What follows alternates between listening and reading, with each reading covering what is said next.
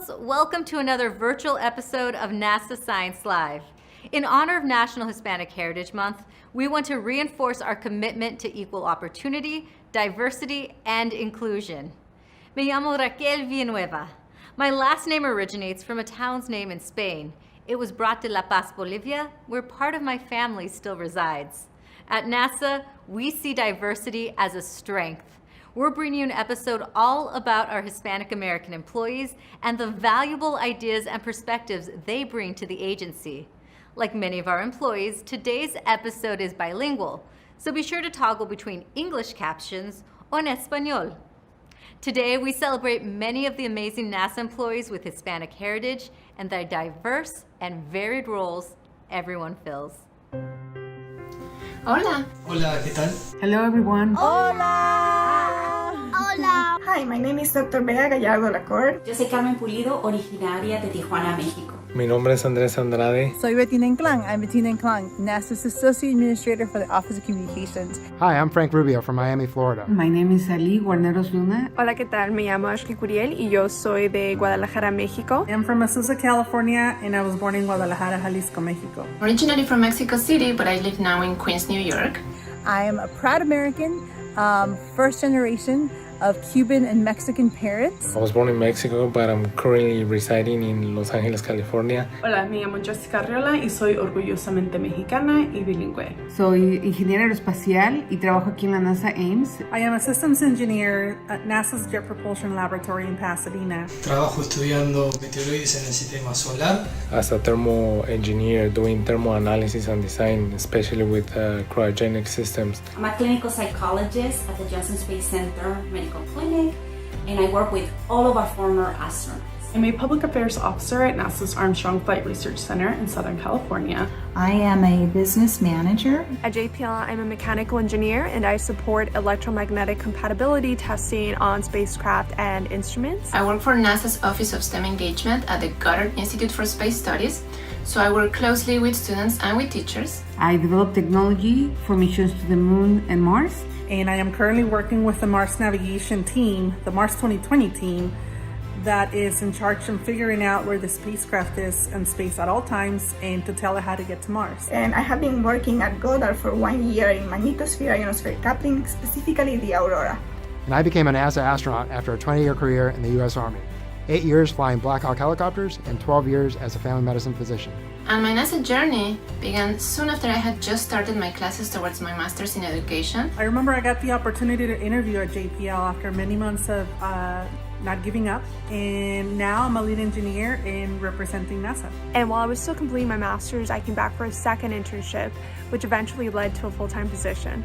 Working here, I've realized that NASA also hires lawyers, custodians, and even social media managers. So it's not all just pilots and engineers around here. Very proud of my culture, my heritage, and very proud to be part of the NASA family.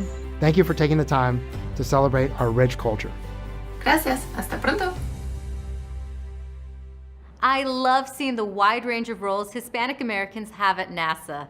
Be sure to stay tuned at the end of our show to find out how you can ask questions one-on-one with our NASA experts. We're now joined by Sabrina Delgado Arias, an applications coordinator at NASA's Goddard Space Flight Center.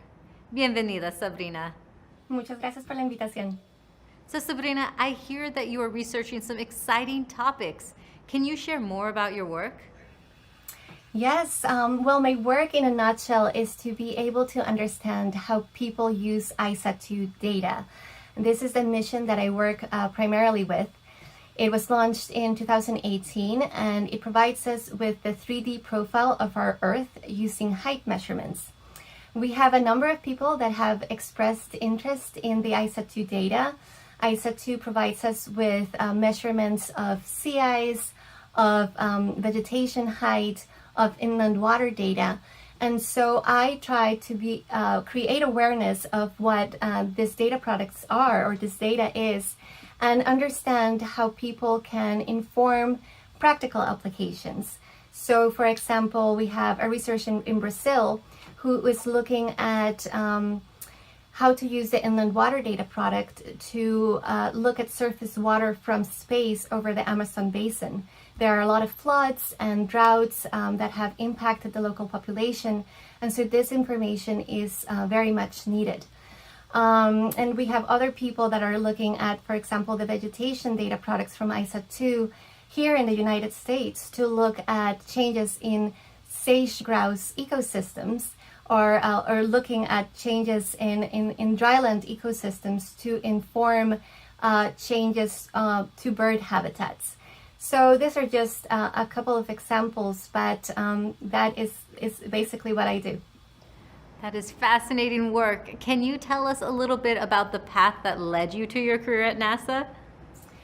Yeah, well, I never expected to work at NASA, first of all. I always thought about astronauts and outer space, but never really the Earth. We came here with my family in the late 1980s. My dad was a telecommunications engineer, and he was part of the development team for what would have been the first spaceborne telecommunications satellite in Colombia. And so he really inspired in me that curiosity for science and technology.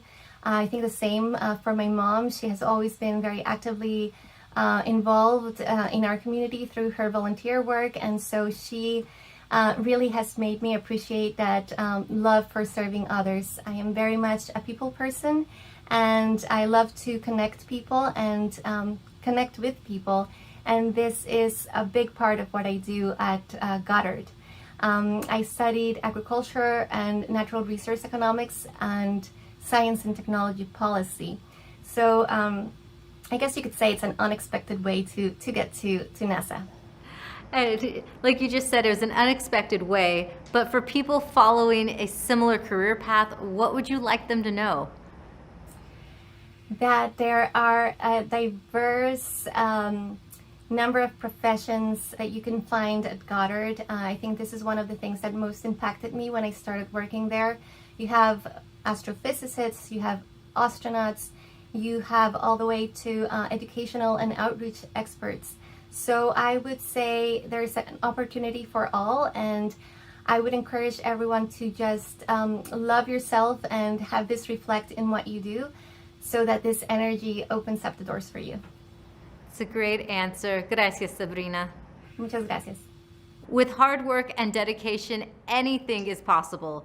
And for Diana Trujillo, an aerospace engineer at NASA's Jet Propulsion Laboratory, these words are a true testament to her story. Diana moved from Colombia to the US, overcoming adversity, and is now working on her second spacecraft sent to Mars. Let's take a look. Nunca se me ocurrió en mi vida de que yo podría moverme de limpiar casas a llegar a esta situación trabajando con Mars 2020. Mi nombre es Diana Trujillo y trabajo con manos robóticas para colectar materiales en la superficie del planeta Marte, para poder entender y contestar la pregunta: ¿alguna vez hubo vida en la superficie de Marte? Esa es una de las preguntas más fundamentales que el ser humano ha tenido por muchos años. Estamos en el laboratorio donde hacemos todas las examinaciones de la mano robótica. Las manos robóticas para estas misiones son muy importantes porque no tenemos un geólogo que pueda caminar en la superficie. Entonces lo que tenemos que hacer es llevar varios instrumentos que podamos levantar de la superficie arriba, y en ese momento necesitamos una mano robótica que pueda poner los instrumentos en la superficie. Estamos parados en un área donde simulamos la superficie de Marte, y la intención es demostrar que podemos manejar en diferentes condiciones con el robot. Cuando yo me pongo a pensar cómo fue que yo llegué aquí, es algo que yo no me lo puedo creer. Cuando estaba en Colombia, desafortunadamente había mucha violencia, y mirar las estrellas era algo que me podía ayudar a calmarme. Yo llegué acá a Estados Unidos cuando tenía 17 años, aprendí inglés cuando llegué acá, vengo al trabajo como una mujer hispana representando a muchas personas que no han pensado que pueden ser parte de eso, pero que pueden ser en algún momento. Entonces yo me siento extremadamente feliz saber que tengo la oportunidad de ser parte de un grupo que puede cambiar la historia. It takes a huge team of diverse individuals with an array of talents and skills to get many of our NASA missions off the ground. From mission start to finish, our Hispanic American employees have been trailblazers in the many roles they fill to explore the Earth and beyond. Today, we are joined by Lucas Paganini, a program scientist at NASA headquarters. Glad you could join us today. Hola, Lucas. Hola, muchas gracias por la invitación. De nada. So can you tell us a little bit about what you do as a program scientist. Seguro. Unlike a traditional scientist who specializes in a given scientific field, a program scientist at NASA headquarters oversee the broad science content and execution of space mission and research programs. I work in the Planetary Science Division, which deals with the study of the solar system, except our planet and the sun. And can you tell us your most memorable project that you've worked on? Well, when I used to be a traditional scientist, my group discovered water vapor on one of Jupiter's moon called Europa. Europa is a moon slightly smaller than our own moon, and we believe it might have a liquid water ocean under its surface with twice as much water as all of Earth's oceans combined.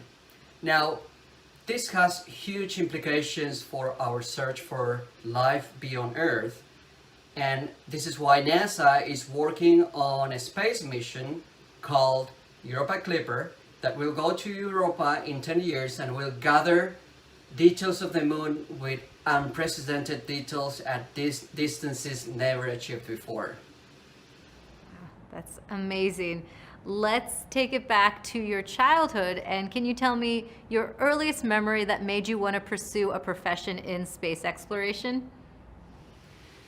Yes, of course. Since I was a child, I always wanted to be an astronaut and a pilot, you know, like so many kids.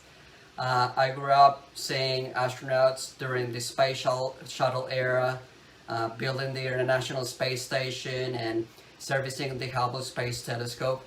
But when I had to choose a career, space exploration was not available in my city.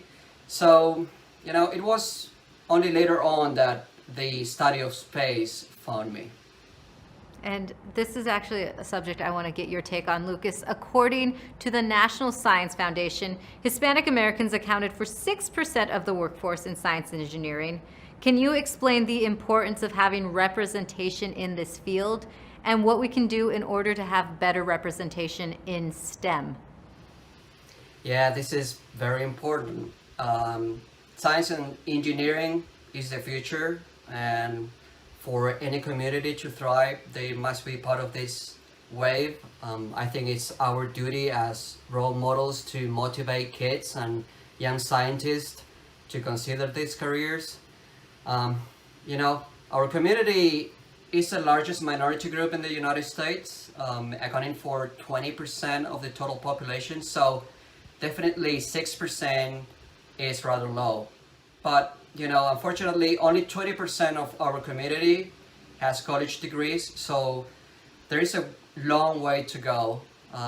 But on the bright side, the amount of Latin or Hispanic people with college degrees has tripled over the past 15 years. So this is the highest increase for all groups, which is really encouraging. You know, I think the message is education is essential, and it's what gave me the opportunity to come to NASA. Now, at NASA, we are committed to a culture of diversity, inclusion, and equity, and we hope to see more bright young people from all backgrounds join us in the near future. So, you know, keep studying, work hard, everything is possible. Sí se puede. Thank you so much for joining us today, Lucas. Fue un placer, muchas gracias por la invitación. Gracias. After a mission is in its working stages, can you guess what comes next? That's right, the stage where logic and creativity meet to build spacecraft, instruments, and the complex advanced technologies needed to conduct NASA missions, like the Perseverance rover, which is currently on its way to Mars. This rover is the first step to a round-trip mission that will collect and cache Martian samples for a future mission, which will retrieve those samples and bring them back to Earth. Today, we're joined by Dr. Yahaira Sierra Sastre, a project manager at NASA's Glenn Research Center. Bienvenida, Yahaira. Thank you very much. Gracias. And how did growing up in Puerto Rico foster your passion for space? Yes, I was born and raised in Puerto Rico. I come from a very small town called Arroyo, and I have really great memories about the nights spent staring at the black sky and the stars, in the middle of the night. I also have really good memories growing up and doing science fair projects, investigating the shrimps that I could see in the mouth of the river that crossed town. So Arroyo was my playground. It was that place that instilled in me that passion for science. Beautiful mountains and a beautiful ocean that really sparkled in me that curiosity to explore the universe. So you said your path to NASA took a few different turns. Can you tell us a little bit more about that?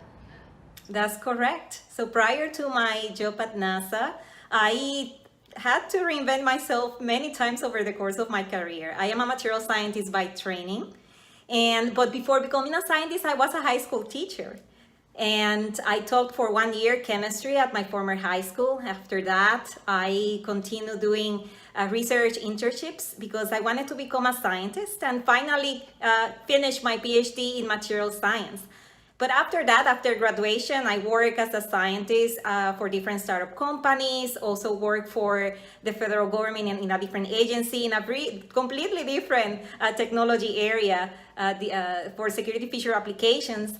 And now I am at NASA, finally at NASA, fulfilling my dream, space dream, because space has been always a passion. Now, you are leading an effort of building one of the Mars spring tires that will one day be used for NASA's first ever Mars sample return in 2026. Can you tell us more about the tires? Yeah, so I am the project manager for the Mars spring tire team. This is the team responsible for the design, build, and testing of the shape memory alloy tires that will be in the future rover that we will be sending to Mars. These tires are made of shape-shifting materials, the materials that can conform to rocky terrains, and materials and tires that will be very durable and that will be able to just traverse those long distances to pick up the samples that the Perseverance rover will be collecting on the surface of Mars. Now, Yajaira, what advice do you have for other Hispanic Americans who want to pursue a career path like yours? I would like to advise other Hispanics to really consider a career in science. My career has been filled of many wonderful adventures, from being a research scientist to joining a simulated Mars mission to now working at NASA in technologies that we will be sending to Mars. So science and technology are filled with many awesome opportunities. I also would like to tell other Hispanics like me to reach out to scientists and engineers, ask questions about career paths, because they can learn a lot about which career path they feel passionate about. And most importantly, I would like to tell Hispanics to leverage their biculturalism. We are people that are experienced at engaging with different types of people, diverse people from diverse cultures and backgrounds. So leverage that in your workplaces, in your future career, to get innovative, to make of our workplaces better places. Fantastic advice, Yajaira. Gracias por su tiempo. Muchas gracias. Now, there are so many people dedicated to working on new technologies that will help explore beyond Earth's horizon. Let's meet Dion Hernandez Lugo, Project Manager for Kilopower at NASA's Glenn Research Center, who is working to create power systems for future astronauts to live and work on the Moon or Mars. Si vamos a ir a la Luna o Marte, vamos a necesitar energía nuclear. Mi nombre es la doctora Dion Hernández Lugo y yo manejo un grupo de ingenieros en el desarrollo de sistemas eléctricos para la exploración del espacio en el futuro. Kilopower es un sistema nuclear. El sistema consiste en usar uranio.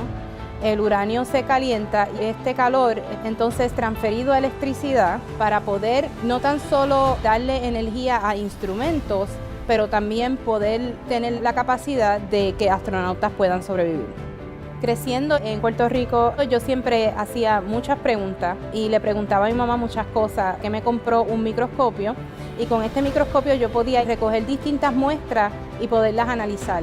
Esto en realidad fue lo que me hizo a mí tener más interés en el área de la ciencia. Aquí en la NASA podemos explorar y continuar explorando el espacio. The excitement behind NASA's missions wouldn't be possible without viewers like you. Engaging, educating, and reaching out to the public is an important part of NASA's mission. Besides, what's the point of doing awesome science in space if you have no one to share it with? Let's welcome Adriana Manrique, a multimedia specialist and animator at the Conceptual Image Lab at NASA's Goddard Space Flight Center. Gracias por estar con nosotros. Gracias, Raquel. Es un placer estar aquí. Adriana, you came to the United States to pursue your passion. Can you tell us some more about your journey? Sure. I came to the U.S. when I was 19 years old. I used to live in Tampico, Tamaulipas, Mexico. And initially I came up here to study illustration and animation at the Savannah College of Art and Design. And can you tell us more about how you got into your role at Goddard's Image Lab? Sure.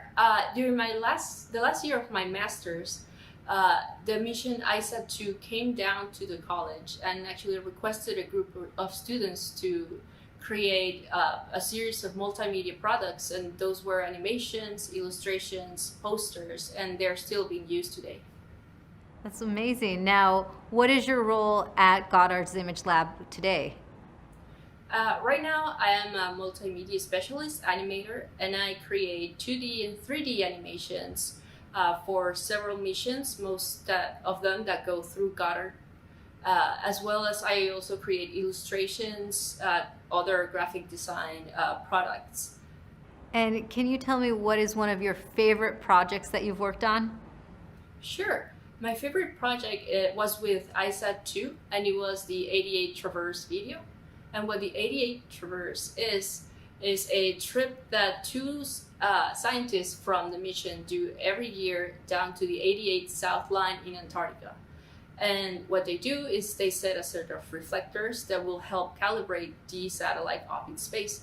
When talking to the scientists, one of them mentioned that it's the first time that people have walked that exact traverse. So the producer and I were like, this is amazing. It's like we need to put that sense of adventure, like the old explorers type of thing. And we just thought it was amazing because it's like boots on the ground doing this amazing stuff, and it's actually to help a satellite up in space. Now, what many people think of when you work at NASA is to be a scientist or engineer, but you're doing very cool work as an animator. What made you want to pursue a career in animation at NASA? Sure. The reason that I just love being here is because every single project, it's a new challenge. It's something that I never thought I would have to learn about, like helophysics, lasers, astrophysics, and all these kind of things that are just super specialized. And just the people that I work with, they're amazing. So every day it's just a great day. It's great. Gracias por estar con nosotros hoy día, Adriana. Muchas gracias por tenerme. As you can see, there are many fields that can lead to a career at NASA, and you don't have to be a scientist or engineer to join the team.